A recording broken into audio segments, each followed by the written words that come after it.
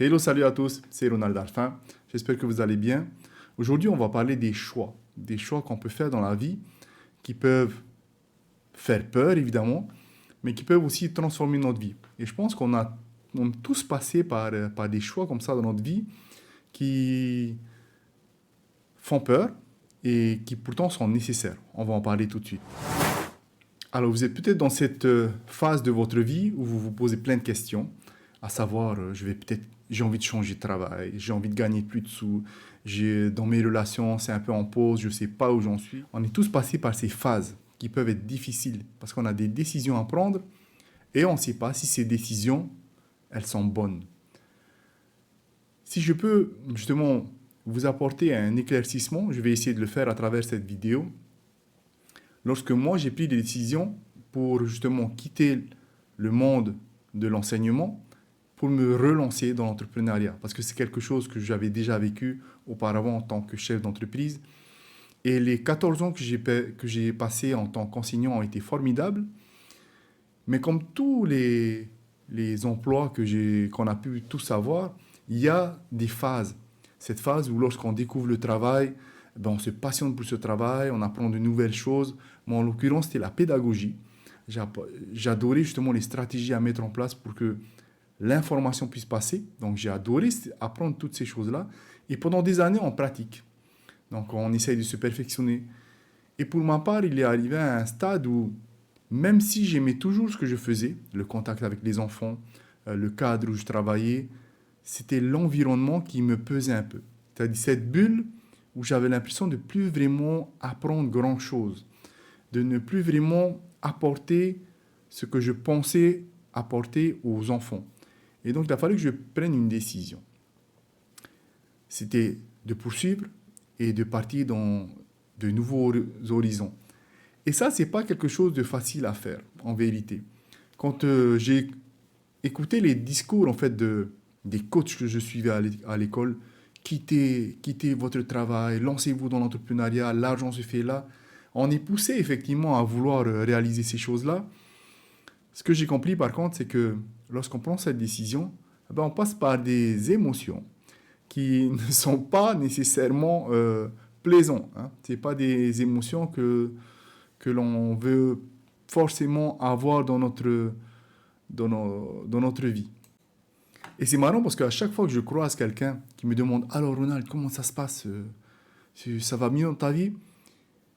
Je sens bien qu'en fait la question c'est est-ce que tu gagnes de l'argent? Est-ce que tu es plus heureux? Est-ce que tu as plus de bonheur? Est-ce que tu travailles moins? Et très souvent en fait au début je me racontais des histoires.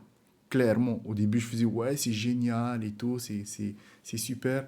Alors qu'en vérité, je travaille aujourd'hui un peu plus qu'avant, mais par contre c'est un travail que je fais dans un laps de temps.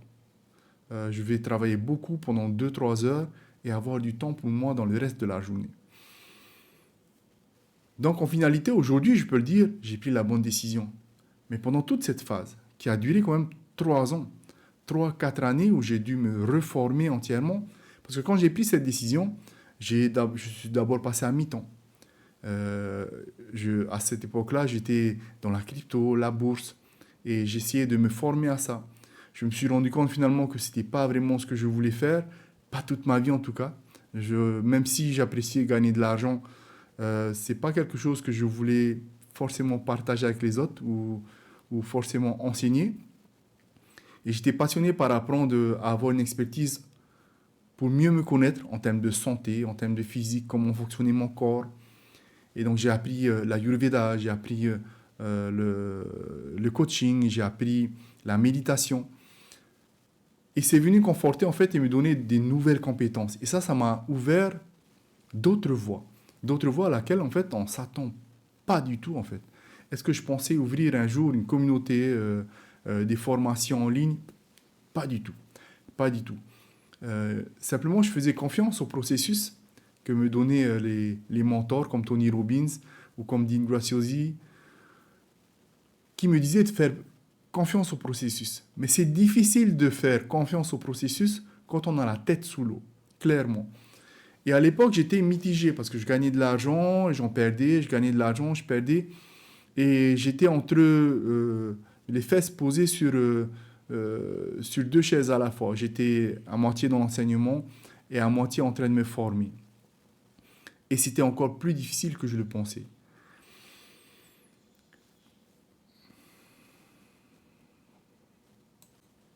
Ce que j'ai compris avec le recul, c'est qu'en vérité, il n'y a pas de bonne décision.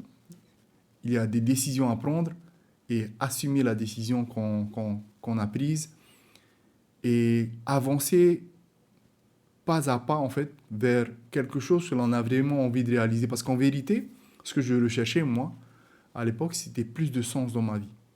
Plus de sens dans les choses que je voulais réellement réaliser, avec de grosses ambitions. Parce qu'en fait, quand on a des grandes ambitions comme ça, on se pose sans arrêt la question et on se met du stress.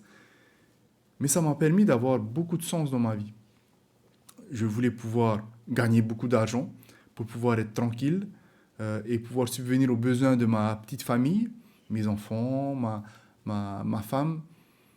Et finalement, me rendre compte que ce n'était pas l'argent qui me poussait à faire ça. C'était le contact avec les gens.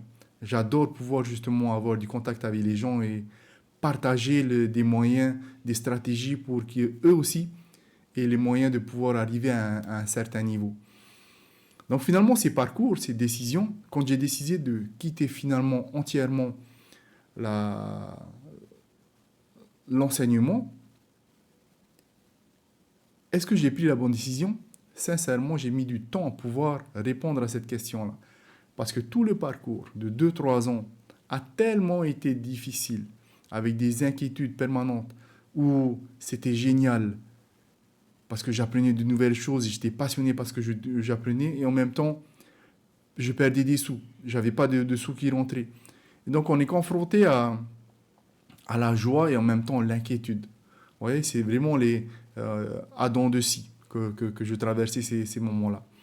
Donc, il n'y a pas de bonne décision à prendre. Il y a seulement être résilient sur les décisions qu'on a à prendre et construire un maximum une vision. Ce qui m'a réellement servi en vérité, c'est la vision d'être une meilleure personne, de créer de meilleures relations avec ma famille, d'être un expert de ma propre santé et être un expert en argent, c'est-à-dire mieux comprendre comment fonctionnait l'argent, comment est-ce que je peux faire en sorte que je crée un système qui me permette de pouvoir conforter ma vie. Est-ce que je suis arrivé à destination? Pas du tout. C'est-à-dire, loin l'indépendance financière que je recherche, je ne l'ai pas encore atteint. Mais je suis sur le bon chemin. C'est-à-dire que je connais le système que j'ai en place qui est, à mon sens, celui qui me convient. C'est-à-dire que j'aime bien les choses qui sont stabilisées, qui sont calmes, qui sont claires dans le temps, qui prennent du temps, forcément. Mais c'est ma vision de l'investissement aujourd'hui. Donc, sur les choix qu'on a à prendre, vous dire, oui, je savais exactement ce que j'allais faire. Oui, toutes les décisions que j'ai prises, elles étaient réfléchies. Non, certaines des décisions que j'ai prises étaient basées sur l'ego, clairement. Quand je disais à l'époque que je ne voulais plus travailler avec ce système, clairement, je ne voulais plus avoir affaire à des chefs d'établissement qui te donnaient des consignes qu'ils ne respectaient, eux, pas du tout. J'étais fatigué de ça, en fait. J'étais fatigué de ces petits chefs. Mais c'était basé sur de l'ego, parce que je ne voulais pas avoir cette autorité autour de moi. Quand je l'ai pointé du doigt, est-ce que ça m'a fait honte? Pas du tout, parce que c'était réellement qui j'étais, du mal à avoir une autorité au-dessus de moi, et surtout parce que je voyais qu'ils ne respectaient, eux, pas du tout les positions en fait, qu'on avait. C'est-à-dire qu'ils faisaient ça pour venir, comment dire, pour venir appuyer leur carrière. Voilà, ils étaient très carriéristes. Même si je l'étais moi, je ne comprenais pas leur positionnement, parce que leur carrière était plus importante que la possibilité de donner des chances aux enfants, ou des moyens aux enfants de pouvoir réussir. Et indirectement, ben, ça nous pénalisait. Et ça, je ne voulais plus, je n'en voulais plus du tout. Et donc j'ai décidé de quitter. 2-3 ans de traversée du désert où ben, je suis parti de zéro. De zéro, où j'ai dû réapprendre un nouveau métier. Parce que je me suis dit, pendant 25 ans, tu as fait du bâtiment, Tu ne vas pas te retaper 30 ans où tu vas faire encore du bâtiment. Ou si c'est le cas, tu vas construire que pour toi. Et c'est ce que j'ai fait en fait. J'ai construit que pour moi. Et c'est ce que je fais encore. C'est-à-dire que je suis dans l'immobilier où je gère mes constructions, où je construis pour moi-même des villas ou des petits immeubles que pour moi. Et à côté, je me suis formé en coaching. Alors, au début, en coaching de bien-être, en coaching de leadership, en premier, en coaching de leadership, parce que c'était quelque chose que j'appréciais beaucoup, le leadership, la capacité d'avoir une vision, la capacité d'avoir des relations exceptionnelles avec les gens, d'être à l'écoute, fait partie du leadership. Et quand j'ai commencé réellement à voir la puissance de toutes ces choses-là, du développement perso, que j'ai appris en cours de route, parce que c'était un mot que je ne connaissais pas du tout, le développement perso. Je l'ai appris en cours de route et je me suis dit, au début, je ne pensais réellement pas pouvoir en vivre, réellement pas pouvoir créer quoi que ce soit derrière ça. Ce qui était sûr, c'est que je me sentais seul à l'époque. C'est-à-dire que j'avais la volonté de vouloir, quand j'ai fait ce parcours, je pensais justement retrouver des personnes comme moi qui se cherchaient. Et effectivement, mais dans ce mode-là, où on est tous à la recherche de quelque chose, on est dans un mode qui est celui du mode de survie. C'est-à-dire c'est un peu chacun pour soi, clairement. Et moi, je recherchais une communauté, un groupe avec qui je pouvais discuter de nouveaux projets à réaliser, et je ne trouvais pas. Très difficile. Donc, toute cette période-là, finalement, s'il y a une chose que j'ai bien appris, c'est à être résilient et à être déterminé sur une vision que j'ai construite petit à petit. Et il existe en fait derrière ça une vraie leçon. Cette leçon, c'est de toute façon, on n'a pas le choix. Peu importe les décisions que vous prenez, dites-vous bien que cette décision, c'est la vôtre, c'est votre propre vérité. C'est une chose que vous devez construire. Il n'y a pas de meilleure décision. Parce que vous allez sans arrêt vous dire, oui, mais c'est pour mes enfants, c'est pour ma famille, c'est pour ma femme, ainsi de suite. La vraie raison, en fait, c'est que vous le faites pour vous-même. Vous le faites pour vous-même. N'essayez pas de vous trouver des excuses. Et à l'époque, effectivement, je me trouvais des excuses en me disant, je vais faire ça pour avoir plus d'argent pour ma famille. En vérité, non. On veut du sens dans notre vie. On veut quelque chose qui nous passionne tous les jours, quelque chose qui nous donne envie de nous révéler, en fait, de ce que l'on est capable de faire. Moi, réellement, mon objectif, c'est de voir, par exemple, à travers cette vidéo, est-ce que je suis capable de les faire? Est-ce que je suis capable de pouvoir parler devant le micro? Il y a quelques années, j'aurais été incapable de faire ça. Aujourd'hui, j'en suis capable. Est-ce que c'est génial? Je m'en fous. C'est pas bien grave. Ce qui est important, c'est que je puisse parler à des gens qui ont envie de m'écouter et qui ont envie d'écouter mes partages, des enseignements que je veux mettre en place. Et il y a forcément des gens comme moi qui ont envie d'avancer différemment dans la vie. Moi, je suis persuadé que quand on apporte du bien-être dans sa vie, alors du bien-être, ça n'a rien à voir avec le massage. Bien-être, c'est avoir une santé physique et mentale qui soit saine, sereine. Et quand tu apportes ça dans ta vie, tu es beaucoup plus performant. Pourquoi? Parce que tes relations, elles grandissent. Tes relations à l'argent, pareil, elles évoluent. Tes relations avec ta petite famille, elles deviennent optimales. Donc, aujourd'hui, je suis capable de le dire. Ça vaut le coup. Ça vaut le coup. Vous m'aurez posé la question au tout début, j'étais rempli de doutes. Et c'est normal. Ça fait partie du processus. Et c'est pour ça que la possibilité finalement d'être avec un mentor, et c'est ce que j'ai fait, j'ai été chercher des mentors en Amérique, Tony Robbins, Dean Graziosi, comme je l'ai déjà cité, aujourd'hui avec Margot Klein, avec d'autres mentors, c'est super important que de pouvoir travailler avec des personnes comme ça qui sont bien meilleures que nous, en termes de sagesse, en termes de leadership, en termes de vision, en termes d'action. Pareil, il y a des fois où je me pose sans arrêt, quelle est l'action que je peux faire aujourd'hui? Et des fois, on est là, est-ce que réellement je dois faire cette action? Tous les jours, on se pose ce genre de questions, et c'est normal. Personne n'est parfait.